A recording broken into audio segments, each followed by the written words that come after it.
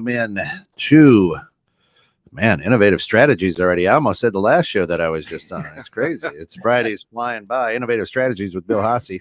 And of course, this is the show that we talk all about small businesses. We talk about the business world. We talk about life. We talk about financial literacy. You name it, Bill. You're becoming the business voice of Chicago. It's great stuff. And today, my mother-in-law would say we're talking about me, artificial intelligence. But that's not quite it. We're not talking about me. Bill, how are you this morning? I'm doing good, Ken. How you doing? I am well, healthy, and we didn't lose power here at my house, so I've been showering and warm. So. Well, that's good. Yeah, we did have the ice storm come through. Yeah, and fortunately melted the next day. Then we get another one, and and now we get another one we're looking at next week. But yeah, we special show today. I fortunately my guest. I do want to make one announcement just to talk about a show next week is going to be very, very important. I'm bringing on my partner and then Ram Gayoso, whom you know, Kent, who's the head of Futures Television. We're going to talk all about the VC Latinx 2023 conference. Cool. Where we're doing a financial literacy entrepreneurial conference in 6 Latin American countries in 3 languages over 4 or 5 days. Nice. It's growing. Exciting. Yeah, it's excited. So we'll talk more about that next week. But this week, I'm incredibly pleased to bring on Stu Gold. He's a chief revenue officer of Latner Technologies.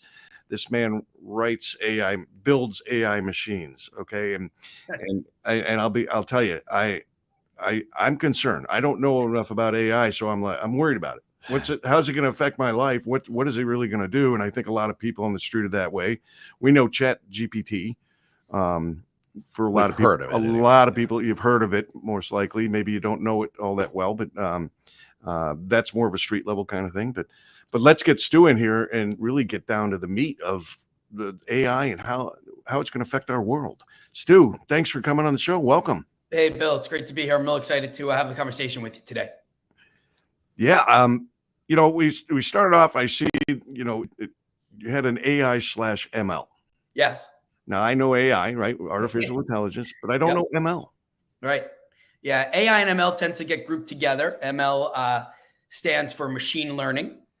AI and ML tend to go together. They have rich history together. But I would say overall, machine learning is a branch of artificial intelligence. It's a piece of the computer science that drives the broader world of artificial intelligence. And it really focuses on the use of data and highly advanced algorithms, mathematical equations, to imitate the way that humans learn and gradually improves its accuracy and continues to learn to continue to be more efficient and effective in the output that it can provide. Machine learning actually is a term, I think it came out in the early 60s, and it was actually first based around trying to program a game of checkers to be able to actually learn the game and play the game even better and better and better. It seems like a small thing today in the scheme of advanced technologies, but in the mid 60s, that was a massive milestone in the field of artificial intelligence. So when you hear ML and you hear AI,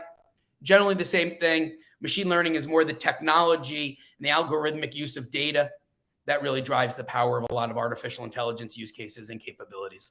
I came out in the early 60s myself. You hesitated for that, Bill. I don't think I've come as far as AI and ML have come. No, probably not. But I'll tell you, the advancements in the last couple of years around real application is really quite astounding. The speed at which it's starting to take hold across industries, Bill, large, small, government, public, private, really unbelievable. Well, that's why when I had first met you and I had asked a question, because I come from the trading pits and so we know algorithms all too well.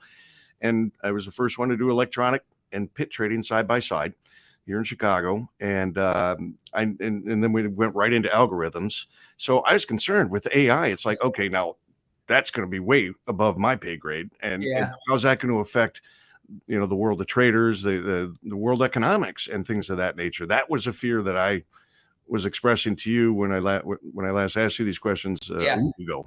Yeah. It's interesting. I always like to think, don't let terminology get in the way of understanding what things are. And the reason why I say that is everyone talks about cloud now, right? Clouds. Before AI became big in the last 2 years, everyone was talking about cloud. I was involved with cloud 15, 20 years ago. We called it off premise. All it had to do with where that, system, where that hardware sat that was going to run your program, right? I used to say for my clients, would it really matter? They care about how technology is going to solve their business problem. If it could be solved by putting a box right here or putting the box off-site somewhere, they didn't really care, right? It's just another way of selling advanced technology. And my first foray into artificial intelligence was right after I left Microsoft. I'd been at Microsoft in the mid to late 90s. I was involved in a advanced search business similar to, in fact, some of those people have now moved on and have played a big part at Google over the last 15, 20 years. But what we were doing then with advanced proprietary algorithms and semantic analysis of understanding words in context is really what you'd call AI today, right? And what we were doing with advanced semantic analysis is now called natural language processing. So I always think, don't let the terminology scare you. And the technology really should be invisible. It's really about the value it's going to bring to you as an individual person, to your life, and to our businesses, and how it can actually have a relevant impact on solving real business problems. Nobody cares about the technology.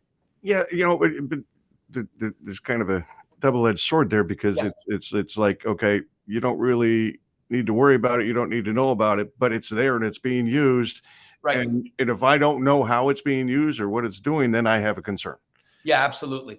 That I would agree with. And I think that explainability around artificial intelligence is a very critical piece of this. The company that I work with, and I'm the chief revenue officer, Blattner Technologies, provides a predictive analytics capability from the earliest stages of just organizing data so that it can be used in artificial intelligence and machine learning models, so that you can actually understand what that data is telling you from hindsight, what's happened in the past, from insight, what's happening right now, and really giving you wisdom, giving you foresight about the future. But why I bring it up is one of the companies that we recently acquired is a company named Superwise. And Superwise is actually focused on doing ML model monitoring and observability and explainability, which allows companies to actually be able to monitor and track and understand the output of their machine learning models, track how the artificial intelligence is impacting their customers, their clients, their businesses, their people, the bottom line in many different ways, but also be able to explain how the AI is being utilized in making determinations, which is very, very important. And actually what we're seeing now coming out of the European space and soon in the US is that there's going to be a lot of regulation and requirements around that as well, where if you're using AI in certain ways, in New York City, where I am, there's been a move towards, if you're using AI for hiring, for talent acquisition, you have to be able to prove that your AI is not biased in any way, that it's not. That makes sense. Biased. And this is very, very important. That probably comes from folks who don't understand AI. Most likely in government people, which we don't need to go down that road. But and we get to this hindsight, insight, foresight, because I'd like to dig deeper into that. But again, really the notion of artificial intelligence and providing us with the whys. I love that. Yeah. Everybody wants to know why. Yeah. Why am I doing what I'm doing? Why are you making me do what I'm doing? Why? So, but let's get into this. And first of all, I want to say, Ted, thanks for joining us on the show today. Appreciate having you here. Ken, can you bring up the chart for us? Yeah. Slide number 8. Yeah. Sure. Go right there. All right. So here we're talking about predictive transformation, as you're seeing on the screen. So give us a rundown here. Yeah. First of all, let me start with this. I think it's really important to understand that when it comes to artificial intelligence, the driver of that is going to be the data. So let's start with that. Data is the fuel, and machine learning, that technology, is really the engine, right? And that's really what drives organizational success. But to be in any one of these steps along this predictive transformation journey, organizations ultimately need, organizations big and small, need the right people, the right process, and then the technologies to really leverage it. And I do want to say that what we're going to talk about today, predictive transformation, this extends beyond what would be considered digital transformation. So what you're looking at here is really a scale. Our ability and businesses' abilities to determine where they are in leveraging their data for great value, right? A lot of companies, the majority of companies in the world, by the way, I work with some of the biggest brand names in the world across massive industries, and they're still at the 1 and 2 step. You'd be surprised and almost somewhat alarmed to understand how early stage some of this process is. But where it really starts with is with data. Do you have the right data?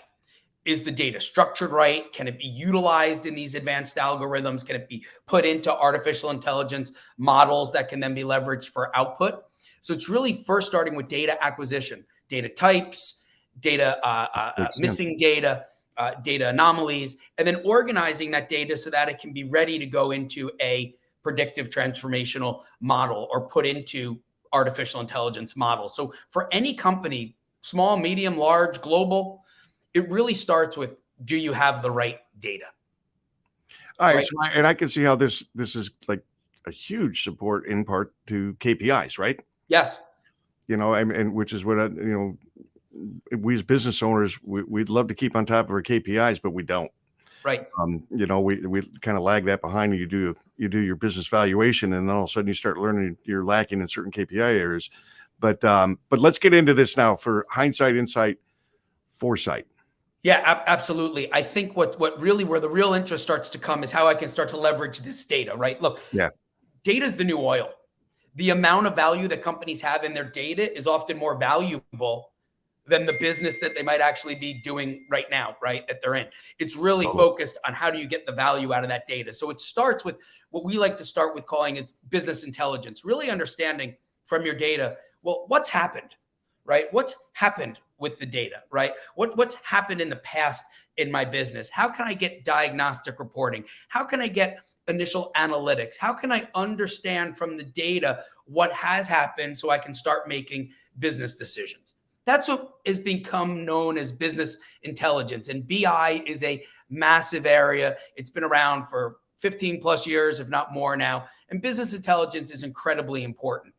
But what that then moves towards is more advanced analytics and understanding not just what happened, but really getting into the understanding of leveraging your data to understand, well, why did it happen? Why did this happen? What were the correlating points? What were the activities that created these instances? And that moves you towards understanding, well, what's happening now, right? And allowing you to understand where is the data that's telling you right now what's happening in your business in a variety of different ways, and being able to visualize that, being able to take that out of just the data space and bring it up to the executive level of understanding exactly what this means for your business. And again, moving from hindsight to more insight, more greater advanced analytics and understanding what's happened, and moving you even towards predictive analytics based on that insight. What's happened, what's happening now, and then really moving towards the idea of utilizing more advanced AI, decision trees, time series anomalies, understanding text, looking at forecasting, looking at regression models, correlation, clustering, and what all this does for you. And this is all that part of that ML stuff that we talked about that no one really cares about. What they care about is the results for their business. And that moves you towards foresight. And that's the goal. The goal is to understand what's happened and what's happening now so I can make decisions and have wisdom about what's going to happen in the future, right? How do we make preemptive decisions based on that? How do we leverage the positive and be able to address things that could be negative? And I can give you a whole bunch of really interesting use cases around that. Well, let me ask you this first too, because I'm sure this is going to be, it's on my mind anyway. Yeah. So as a business owner, I love this. As someone who works in a business, as an employee or something, I'm concerned. Is this something that's taking over my job? Yeah, I love that you bring that up. Look, I've been at a number of different inflection points in advanced technologies. As I said, I was involved working at Microsoft at the earliest days of the internet. Worked on the launch of MSN.com way back when Bill Gates was actually still dating Melinda, really back in the earliest days, and saw the concern about the use of, how the web was going to change the world and how it could be a concern. Right? Really, what it really did was give us more tools. It actually broadened our lives in many, many ways. Right? I was involved after I left the internet space. I was involved in what I consider to be the second large inflection point that I've been an evangelist and a part of, which was the development of actually video communications as a standard business tool. I was involved in video when it was on ISDN lines, before it even moved to IP, internet, web-based stuff, and was part of a company that was acquired by Cisco for about $3 billion, and then was involved directly in the growth of Cisco's telepresence business and WebEx. And the reason why I bring these things up is because I really see artificial intelligence and machine learning as being at a massive inflection point. And I think one of the most important elements is it's not that AI is going to take away people's jobs. I think it's going to actually add to them in many ways. And we'll talk about that. But what I believe it's going to do is augment experts. And that's really where the value is coming from in a lot of business-based AI capabilities. If you are in pharmaceuticals and you are an expert in understanding advanced neurologies and things like that, you spend a lot of time, if you're a medical affairs person at Pfizer, you spend a lot of time just searching through and sifting through literally millions of pages of information about what's happening with drugs and pharmaceuticals and treatments in the world.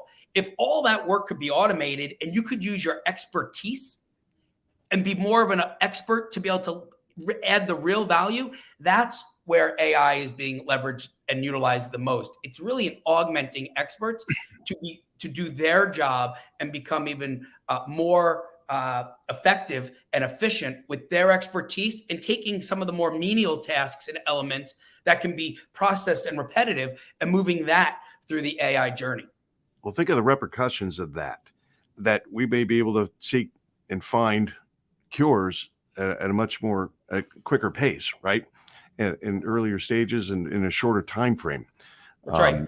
And then there's so many other effects. Well, I'll tell you, COVID is a great example. The amount of literature, medical literature around COVID was doubling every 6 days during the main COVID crisis. And it was almost impossible for companies to stay on top of that.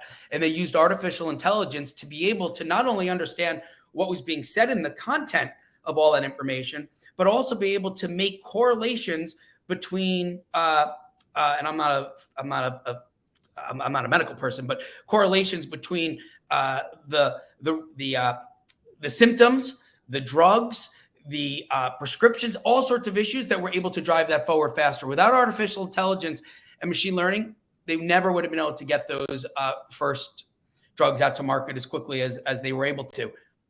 Okay, so is AI is one of the abilities to weed out misinformation?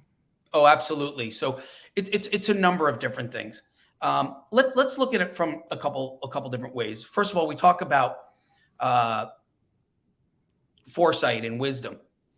We have clients around the world that are utilizing their data to be able to be more predictive around maintenance. And you say, well, maintenance of what? Well, maintenance around airplanes, right? When do they need to change certain airflow valves within an airplane, which you and I don't even think about when we get on the airplane, but are actually quite important, and be more predictive in understanding when they need to change it, not after there's a problem.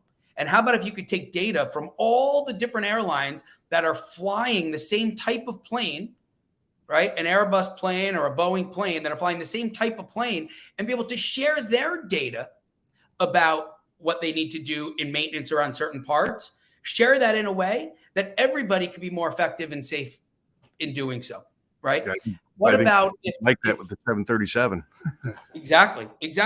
I'll give you another example. If you were able to take information about flights that were departing from any particular airport, understand traffic flow, overlay the weather, but then decide that in Dallas, there was also going to be a Dallas Cowboys playoff game that week, if they were so lucky to be in the playoffs, you could make adjustments at the airport to assure that people can get in and out of the TSA gates even faster. So those are two things that are happening in that space. But what if you could do warranty repair and warranty work by being able to determine if a certain item that you had fell under warranty because you could do it off your phone, and the artificial intelligence be able to determine if that was under warranty. They don't even want it back. They'd say, throw it out. We'll ship you a new one. So I'm a kid of the 80s, and AI is max headroom, robots that keep us in line, and and now deep fakes, right? Mhm. That's the algorithm that I receive on my smartphone. Yes. So I'm scared of AI. I'm scared of what the possibility of it brings, because Yeah. number one, I don't fully understand it. Number two, that's what I've been led to believe. Right. So help me. Ted has a great question that's right along these lines here. Yeah. So look, Here's, with every new technology, there's risk. What I would say is that what's going to happen soon is that there will be artificial intelligence, that will be able to determine if something was created leveraging and utilizing artificial intelligence. You can do this already around content that's being created, written content, right? There are ways to determine if something has been created leveraging something like a chat GPT versus a human who actually wrote that document. So there's going to be risks, but I think what it's really doing is empowering industries to really unlock tremendous new innovations. We talked about healthcare and life sciences, but when you look at financial services, when you look at manufacturing, when you look at energy, which is really critical, and the ability to apply AI and ML to the energy and smart homes and meters and grids and coordination of maintenance work, electricity trading and forecasting.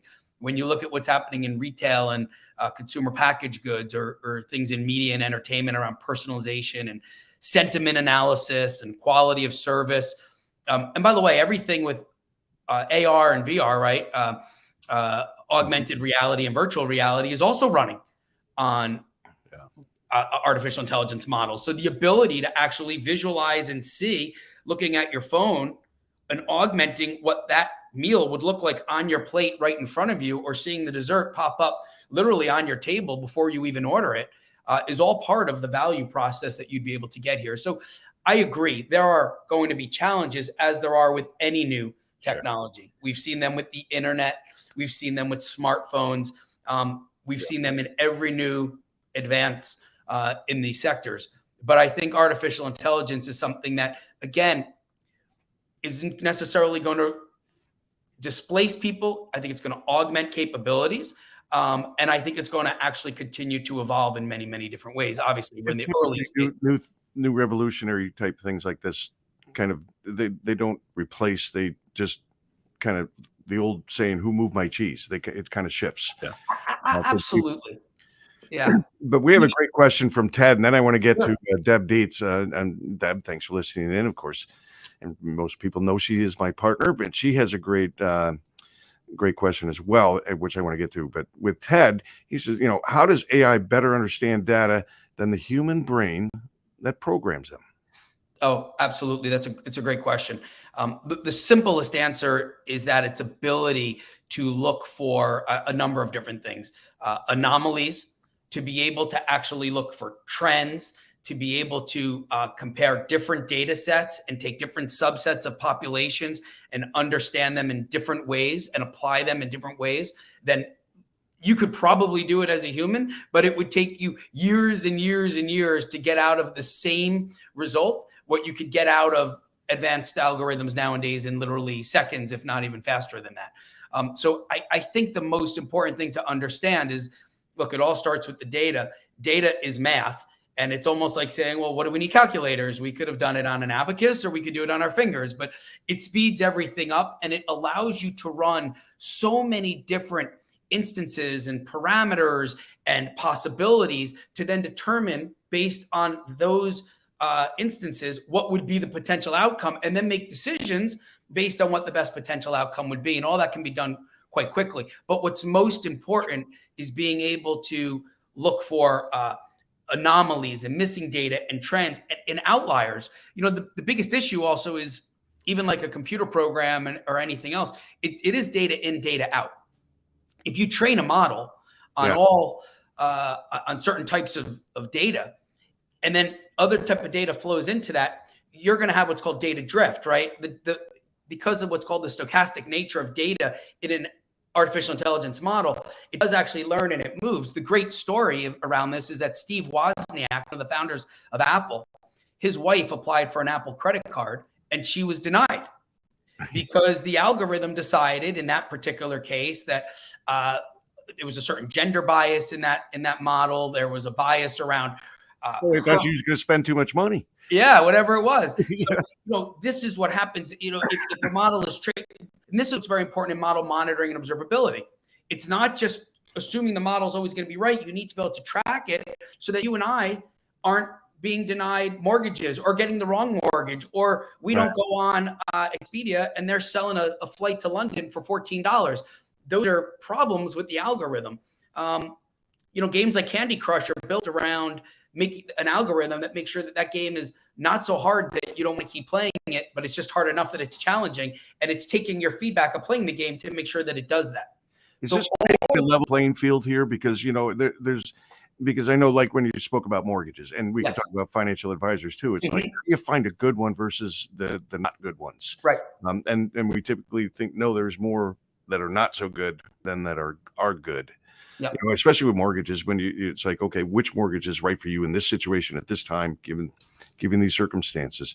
But I want to get to Deb's thing too, because a lot of what we do here, is we want to get to how does this help with the small and medium-sized businesses. Absolutely. And good morning, Deb. She says, can you check the costs, or can you speak to the costs associated with the resources needed to leverage this technology, which can be very challenging, obviously, for small and medium-sized businesses.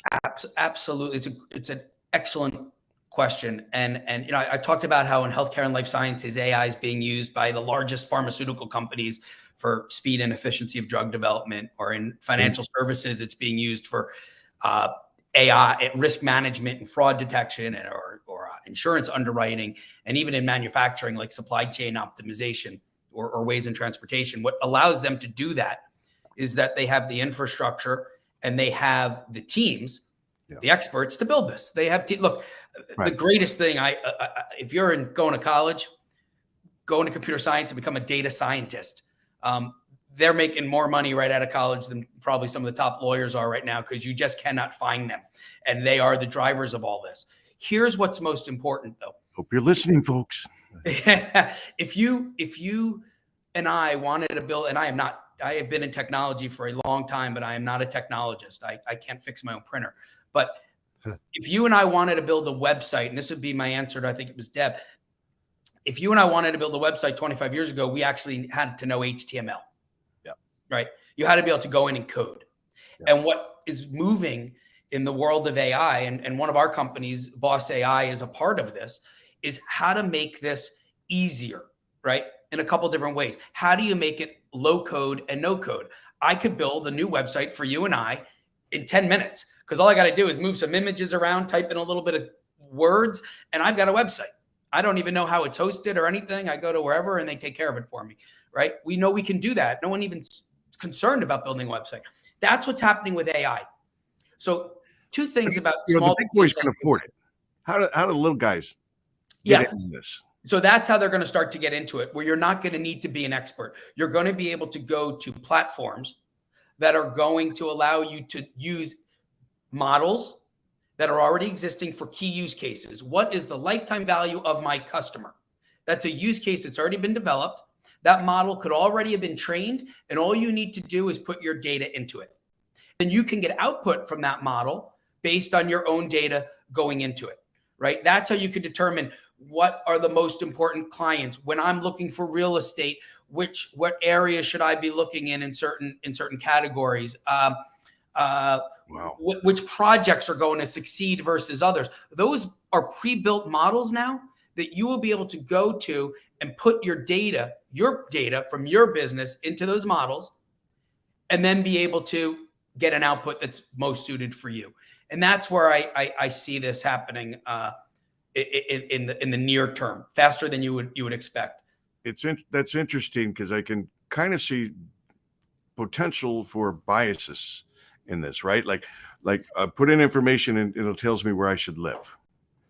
Now, is it going to go all the way down to the neighborhood? Now you're kind of getting biasy a little bit. I certainly think it could. I think that again, you're talking about it and not using it as a consumer. Yeah, right. There are really three areas of artificial intelligence and data science. There's the builders. Those folks are still building models primarily in Jupyter notebooks, utilizing code, building algorithms. I mean, this is like high-end data stuff, right? Yeah. Then there's the business user who wants the output. I want the output. I want to know what my data can tell me in hindsight, insight, and for foresight. And that could be in everything, like we said, that's being used in everything, like I said, from automotive to energy to human resources, manufacturing, healthcare, financial services, retail. And then the last piece is, how do I start to use it as a small and medium-sized business? And here's what I would say. It just has to get easier, but the speed will move faster. Even just a few years ago, the only way you could use video was to go into a large telepresence room. There were businesses that were renting out rooms to do video. If you remember, that wasn't so long ago. I think Zoom changed the model and said everybody can use it, right? Every small business is now using video. When I was selling video at Cisco 8, 9, 10 years ago, and I went to medium and small businesses, nobody would even talk to me. Why would they ever need video? Why would they even need it? Everybody they work with is right here. What do they need it for? Their clients didn't have it. Their partners didn't have it. No one needed it. Right now, every small, medium-sized business, individual consultants are using video.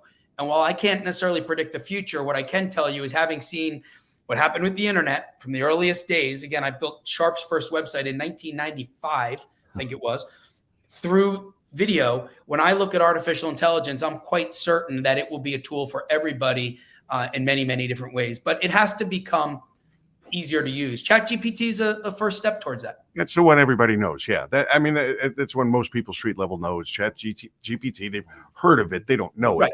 But, and it's not. I've checked it out. It's not difficult, but there's an art to it.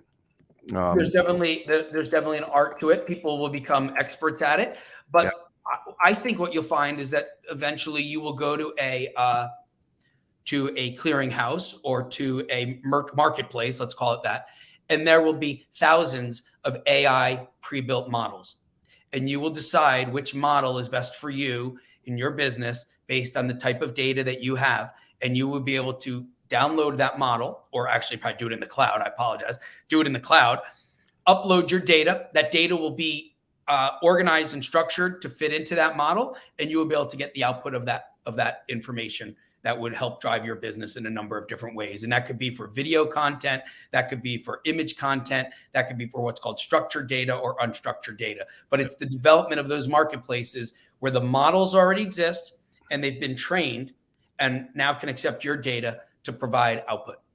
So I had a non-techie person tell me AI is like artificial turf. It's like AstroTurf, right? It's man-made. There it is. ML is more like, grass that keeps reseeding itself. Yes. Right. It's just an easy way to think of it. That's interesting. Yeah.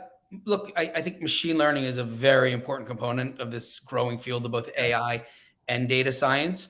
But, you talked about what makes it better, faster than human knowledge. First of all, I think it augments human knowledge. It can help experts make decisions faster. It can be programmed to make decisions for you because it can do classifications. It can uncover key insights. It can mine data that you might not find individually. It can look at statistical models, but ultimately what it's doing is driving decision-making across applications and trading. Take a look at the automobile industry. Yeah.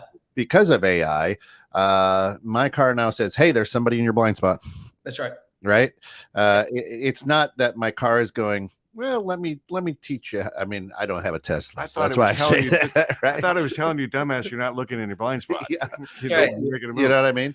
Yeah. But there's now comforts, right? Because of the use in that industry of AI that says, oh my gosh, I'm not as tired driving 16 hours now because my car kind of stays in the lane by itself, That's right. Oh, yeah, right? that commercial, right? Yeah. You start driving- you know, but so, and I can understand how it's going to be. This is more easily and readily embraced by the younger folks, and going to be more readily used by them. Just like driving, we grew up without a backup camera, Oh, Right. sure. right?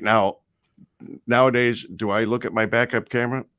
I might as a last check, but I'm still doing the look behind. Turning around. Yeah. I'm still Yeah. turning around. I mean, I'm surprised your and yet covered see my wagon kids has drive, a backup camera. They though. don't look at all. They just look at that camera. And I'm just like, how do you do that? How do you trust that? Because there's parts Yeah. you can't see. But so let me ask you this. Yeah. How do you see AI affecting developing new, bringing on new businesses we don't even know about now, or creating new jobs?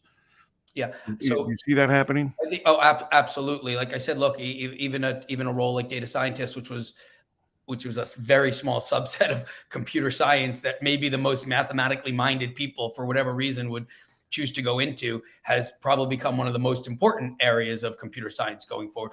There is absolutely no doubt that the rise of AI will create new opportunities for people.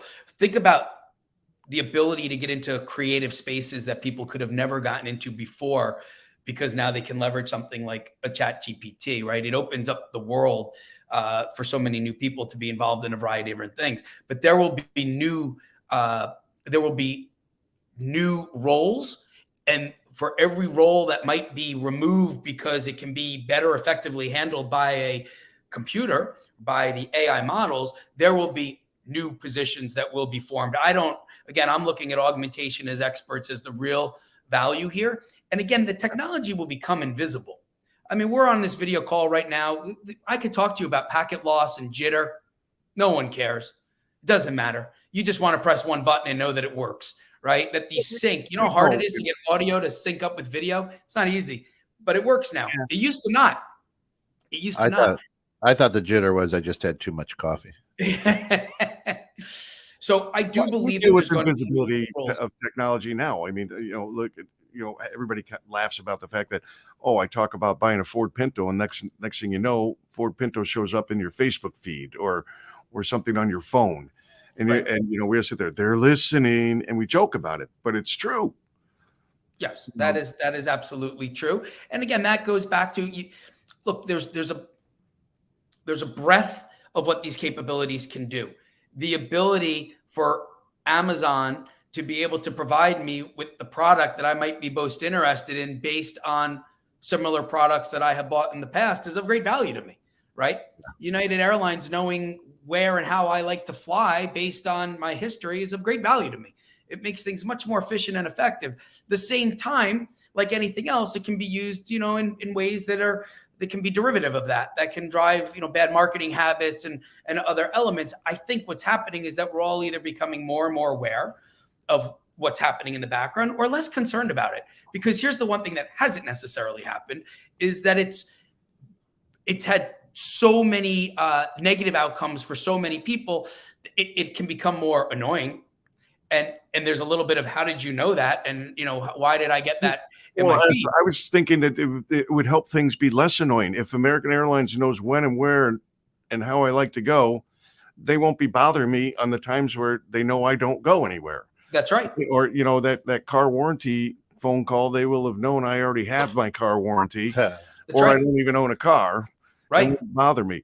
I'm going to bring up Deb has another great question here that I'd like to talk about is that we live in a world of hacked systems and data security risks. Yep. Any best practices on how to best reconcile AI and data privacy and security?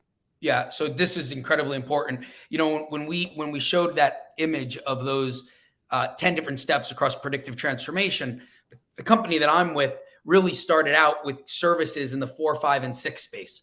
And when I would go and talk to potential clients, they would say, well, Stu, this is great, but we're too early for that, or we're too late for that. Yeah.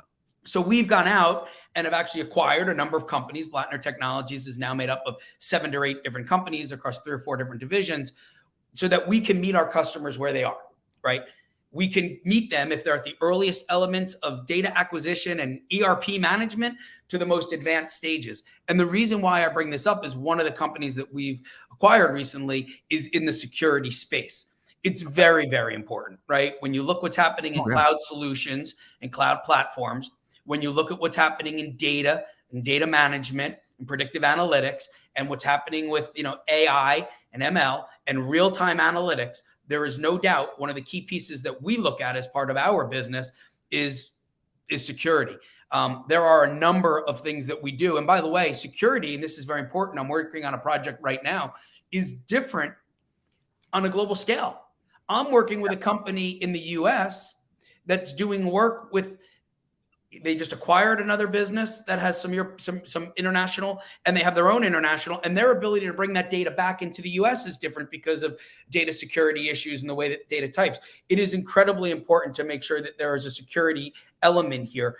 We have worked with companies that have been hacked, and it has not only impacted their data, it has impacted what their algorithms and what their AI is then determining from an output perspective. I'm not a security expert, so I can't speak too much to it, but I can tell you that it's definitely an important piece of the puzzle.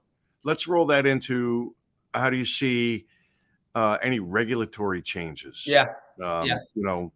Government likes to get involved and likes to control things.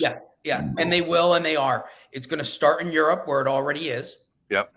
It's starting to move to the US, and it will move, I think, relatively quickly in the coming years. Explainability is going to be key, and being able to prove that bias does not exist. So those 2 things are going to be key, which is what are the parameters that are driving the output and decisions that are coming out of AI models. Explainability. You're going to hear a lot more about that in the coming years. And there's already obviously a lot of focus on the bias side of it. There will be other regulation as well about how models are being trained and how data is being utilized to train those models. Yeah, right? That's huge. Yeah. How the data are being modeled. And by the way, there's a whole subset of all this. All the big things that you hear about, especially in content-based models like a Chat GPT, that's been trained on generally millions and millions and millions of websites and content, but it's generally generic content, okay? Which means that there is still a very important element of having to leverage what are called ontologies that are specific to a certain field, right? So again, the field of pharmaceuticals has a language all its own. Its own. Oh, true. The names of drugs, the names of treatments, to connect those things up. And by the way, something that might have a Z in the US is not going to have a Z in London. So now you have to, if you want to be able to really understand information in context, you have to understand the ontologies that are specific to individual categories. And there are millions and millions of individual categories that will have their own ontologies. That's also going to be a part of not necessarily just security, but really understanding words in context. And there's a whole idea of that, which is if you see the word bulls in the context of Michael Jordan, it means one thing. In the context of Pamplona, Spain, it means something very different.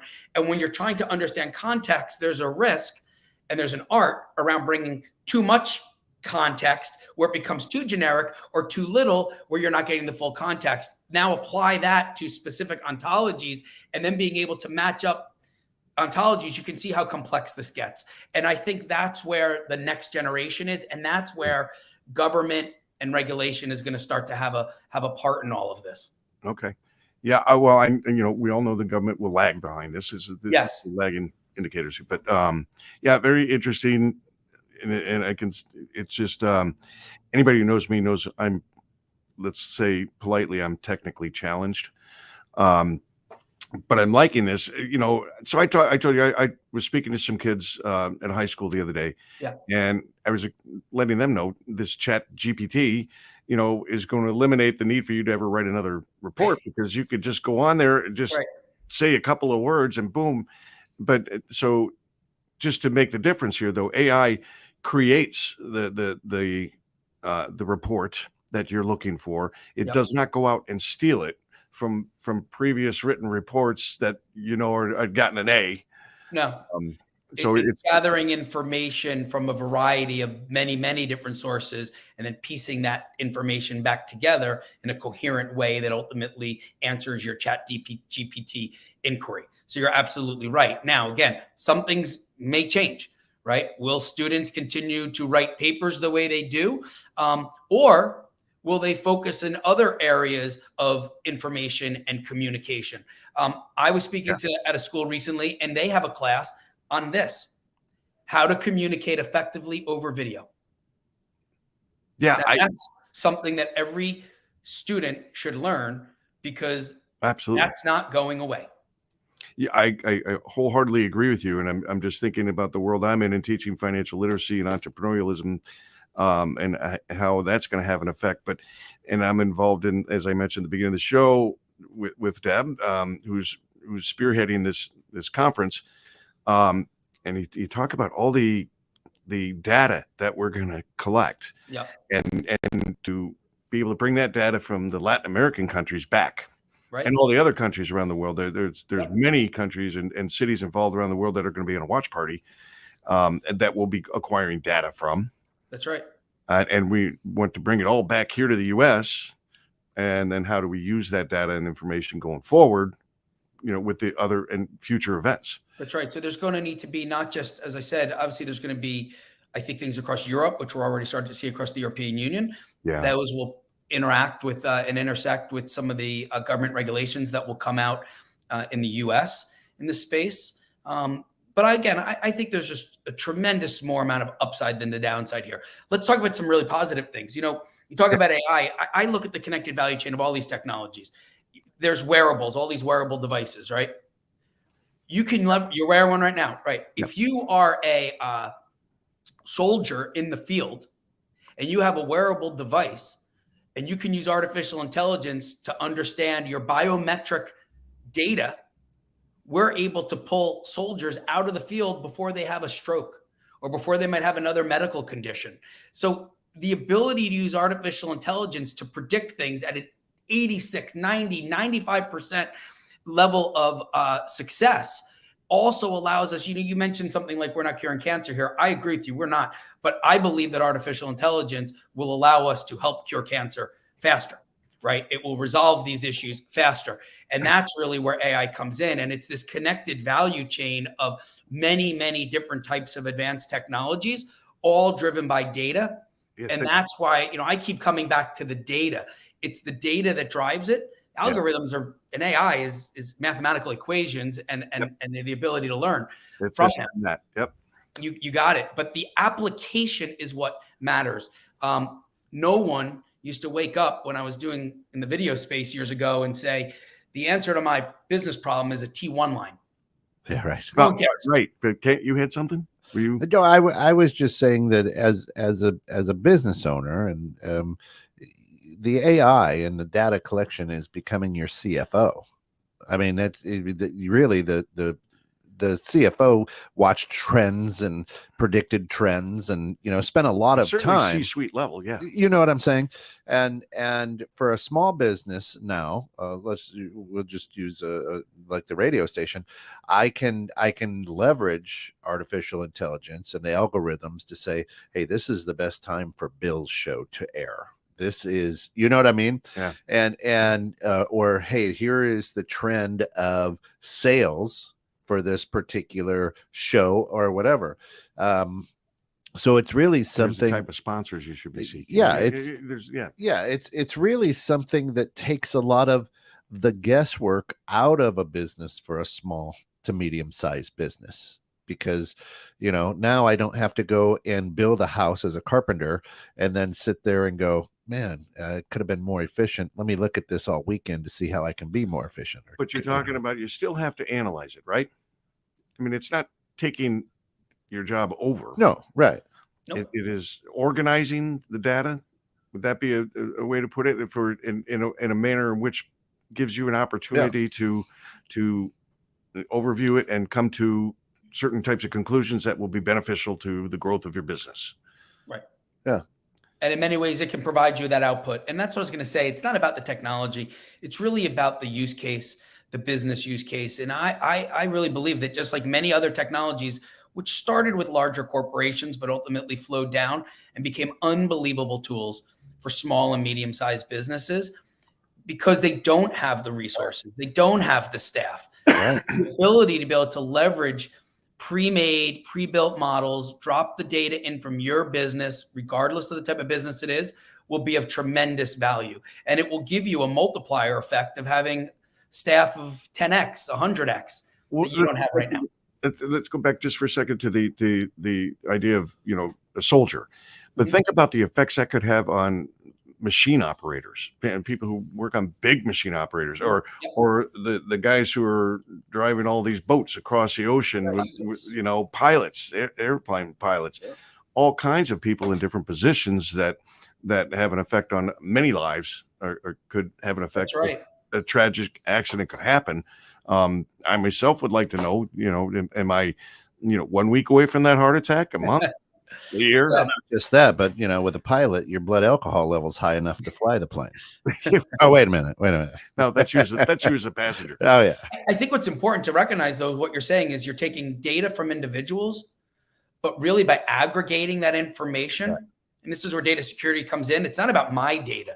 It's about aggregated data where no one can say, oh, that's Stu Gold, that's Bill. It's aggregated data and information that can then be shared. That's awesome. To train models and build models and provide real output based on not the individual information, but aggregated data. Yeah, that's cool. So true. This is Stu, this is incredibly interesting. It's blowing my mind because I wanted to learn more, because I had the apprehension of what I thought AI was bringing to the table. Yeah. And we all know, AI has been around, I don't know how many years, 20, at least 20. Again, it's just advanced algorithms. In some ways, not that it hasn't continued to progress, don't get me wrong, but what really matters and what hasn't changed is that AI is an engine, data is the fuel, and the opportunity to leverage this to drive tomorrow's business success, I think is going to require any company, small, medium, or large, to look at where they are in that predictive transformation scale, to have a clear roadmap as to how they can put their data to work for them. Because like any other competitive environment, if they're not, someone else will be. And that's what will drive the value in the bottom line of their businesses, or solve key operational issues, or help them be more competitive, or solve other problems. And these are mundane things that Ted pointed out that many people just don't want to do. Those aren't the types of jobs that they want. And this may help provide the opportunity for them to go find a more appropriate, challenging job that you're interested in. But it will change, like you said, it can change the fields that we study going forward. If we're students now, we may want to learn more about this and go into the future. You already pointed out one area where it is super hot for kids to study in, and I'm technically challenged, so I don't even know what's going on in that world.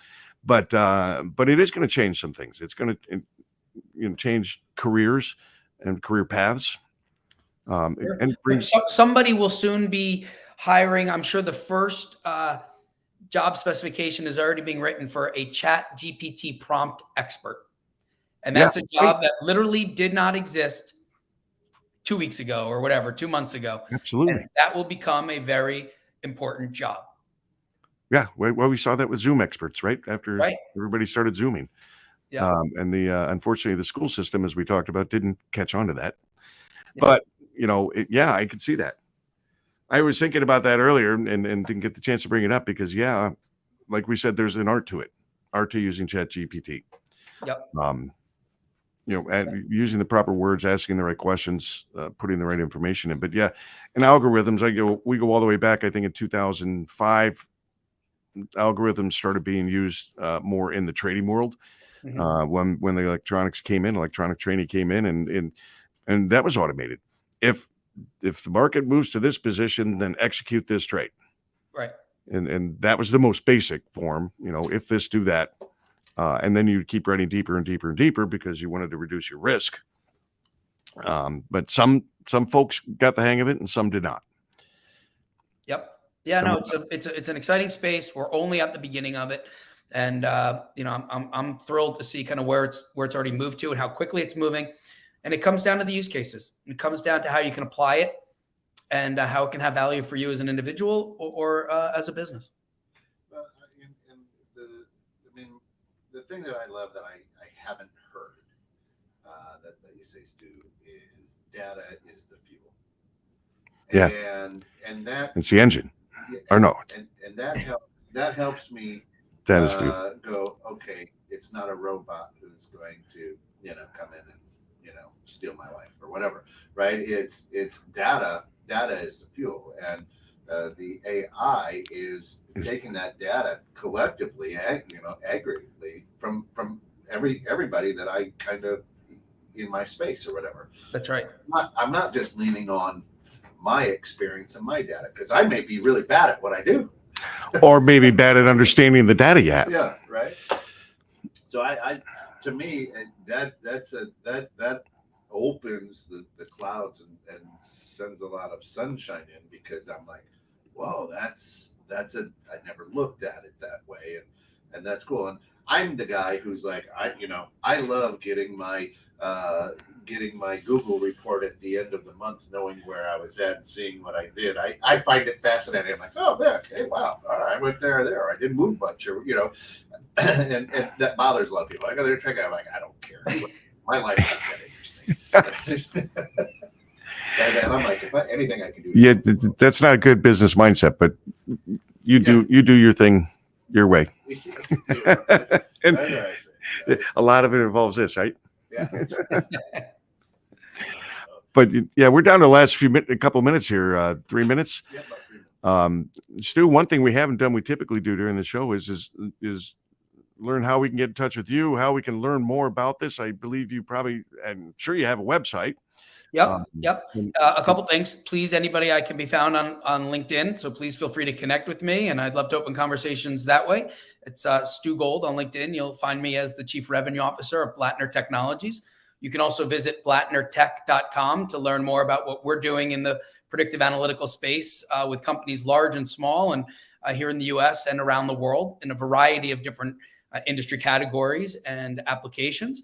That's really the most important thing is happy to provide information. Yeah. Blattner Tech is BLATTNER. Yep. BlattnerTech.com.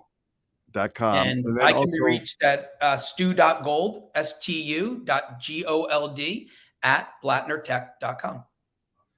Yeah. And Stu is, when he says you could reach out to him on LinkedIn, that's what I did. I heard him speak. I was in a group. He didn't know me from the other 60 people in that group at the time. And I reached out to him and he got back to me right away. I think I heard you speak a week ago or a week and a half ago. And here we are with you as a guest on the show. So he's very receptive, very open, willing to talk about this. And it's so important because, like I said before, I think a lot of us, when we don't know something, we're afraid of it and we tend to avoid it and push it away.